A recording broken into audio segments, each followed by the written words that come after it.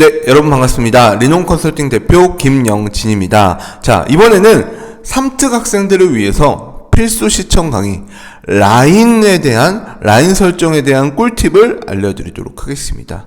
자, 일단 보면은 연대 대학들 우리 좀 나열해 봅시다. 서울대는 조금 어나더 레벨이라고 하면은 제외하고 연고서성한 중이 있죠, 그죠? 연고서성한 중이 있고, 그 다음에 이제 아래에 있는 대학들 경희대부터 시작해서 경희대, 외대, 이대 이런 지필 보는 대학들이 있고, 그 다음에 국민대, 가천대, 명지대, 광운대, 동덕여대, 서울여대, 등등등등등 해서 어쨌든 우리가 이제 서류 또는 서류100 또는 서류 플러스 면접 이렇게 보는 대학들이 있죠. 그래서 이 대학들이 있는데 우리가 그러면 라인을 어떻게 설정할 것인가? 우리가 라인을 어떻게 설정할 것인가에 대해서 일단은 바탕으로 해서 말씀을 드리겠습니다. 자, 일단 그거에 대한 밑바탕은 사실 기본적으로는 일단 성적이 되어야 됩니다.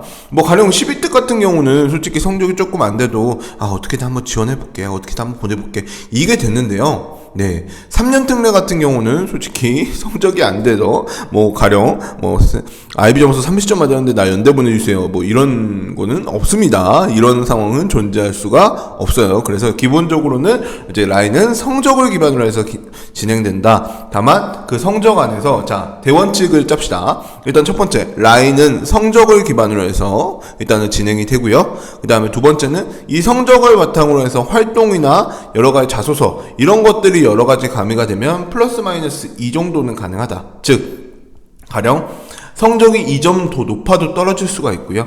성적이 반대로 2점 정도 더 낮아도 어쨌든 붙을 수가 있습니다. 그래서 이제 그런 것들을 바탕으로 해서 라인을 설정하는 겁니다. 자, 그러면 라인을 그러면 어떻게 설정할 거냐라고 봤을 때는 일단 첫 번째는 성향입니다. 학생의 성향이에요. 학생의 성향이 일단 제일 중요합니다.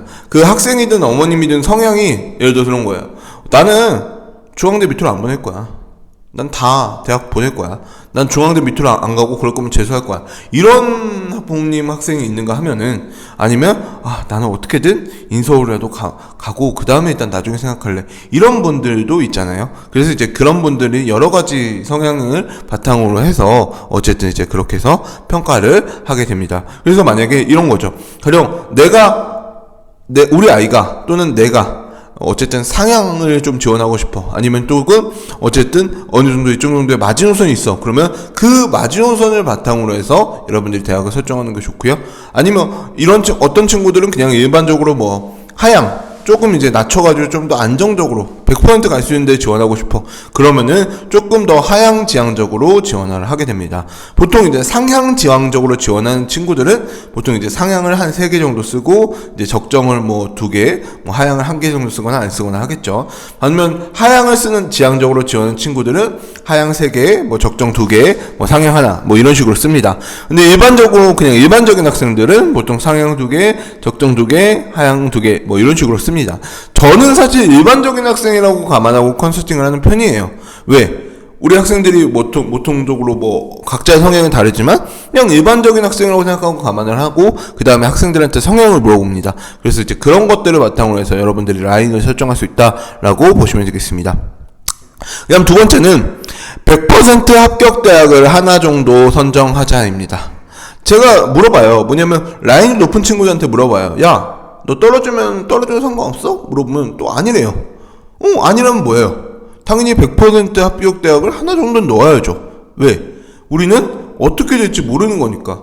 가령 내가 IB 점수가 40점이에요. 그런데 아닌 말로 어떤 한 합격 사례가 연대 어디 학과 40점에 보냈다라고 하더라도 그게 본인의 사례가 아니잖아요. 모르잖아요. 그럼 어떻게 해야 돼요? 당연히 100% 합격 대학을 하나 정도는 넣어야겠죠. 그래서 이제 100% 합격 대학을 넣는 것을 저는 추천드리고요. 그거를 기준으로도 여러분들이 이제 라인을 짜면 좋습니다. 그거를 바탕으로 해서 위로 올리는 거죠. 자, 그래서 100% 합격 대학의 기준이 뭐냐라고 봤을 때는 어학과 지필 그리고 면접입니다. 어학은 당연히 이제 국민대를 비롯한 이제 어학 특기자 이런 것들을 말하는 거겠고요. 에세이 시험 이런 것들 말하는 거겠고요. 그다음에 지필은 뭐예요? 건대 외대를 포함해서 여러분들이 지필고사 보는 대학들 이런 것들을 말하는 거죠. 그래서 서류를 중심으로 해서 지원하는 친구들은 아무래도 지필을 어떻게 해야 돼요? 그렇죠. 지필을 최대한 적게 하고 무조건 붙을 때만 쓰는 겁니다. 반면 지필을 중심으로 지원하는 친구들은 서류를 조금 적게 하겠죠. 이런 형태로 해서 하시면 됩니다. 그 다음 면접 보는 대학들, 즉 면접만으로 판가름 나는 대학들이 있습니다. 뭐 명지대, 가천대 뭐 이런 대학들을 말하는데, 이런 대학들 같은 경우는 어떻게 해야 됩니까? 그렇죠. 네, 면접 보는 대학들은 여러분들의 면접 실력이 어떻게 보면 당락을 좌우할 수가 있기 때문에 어쨌든 그런 대학들도 100% 합격 대학을 볼 수 있습니다. 그래서 이 대학들을 기준에서 짜면 됩니다. 그다음 세 번째는 비인기학과. 네, 제가 항상 말했듯이 본인이 성적이 좋거나 성적이 안정적이라고 하면 그냥 인기학과를 쓰세요. 인기학과를 쓰는데, 그렇지 않다라고 하면 어떻게 해야 돼요? 그렇죠. 당연히 비인기학과를 쓰셔야죠. 그래서 비인기학과를 쓰시고 이제 그렇게 해서 관리를 하셔야 됩니다. 그래서 이제 이런 부분들이 굉장히 중요하고요. 그래서 여러분들이 이제 비인기학과를 바탕으로 해서 어쨌든 작성을 하거나 이런 것들을 하시는 것이 이제 어쨌든 여러분들 입장에서 조금 더 유리할 수 있습니다. 근데 그렇다고 해서 비인기학과라고 해서 무조건 본인의 전공이나 뭐 본인의 뭔가와 관련이 없는 걸 쓴다? 네, 당연히 안 되겠죠. 당연히 안 되고 본인의 뭔가가 관련이 있는 것들을 쓰셔야 됩니다. 네, 아시겠죠? 그 다음 네 번째는 자소서와 활동을 기준해서 라인을 세팅합니다. 그래서 대표적으로 뭐 자소서를 많이 보는 대학 또는 활동이나 이런 것들이 본인이 좋다, 아니면 좋아질 가능성이 있다, 그러면 그것들을 바탕으로 해서 기준을 설정합니다. 보통 이제 예를 들어 온 거죠. 내가 A라는 대학에 대해서 이 정도로 선정을 했어요. 그러면 활동하고 자소서나 이런 것들은 좀 되어 있어. 그러면 이 대학 중에서 약간 한 단계 정도 올리는 거예요. 네, 이런 형태로 해서 여러분들이 이제 지원을 하시게 되면 됩니다. 네, 그럼 이상으로 이제 마치도록 하겠습니다. 네, 감사합니다.